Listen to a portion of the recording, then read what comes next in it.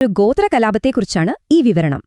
ബ്രിട്ടീഷുകാരെ ഇന്ത്യയിൽ ഏറ്റവും കൂടുതൽ വിറപ്പിച്ച ആ ഗോത്രവർഗ കലാപം ഏതായിരുന്നു?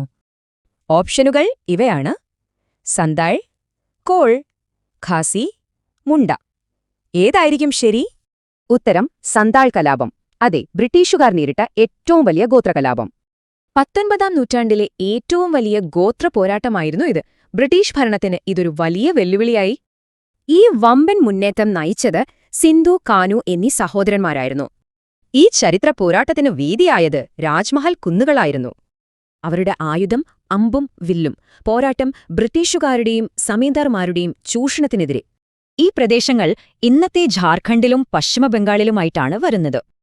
അവർ പോരാടിയ ആ നാടാണ് ദമിൻ എ കോ, അതായത് സന്താളുകളുടെ സ്വന്തം ഭൂമി.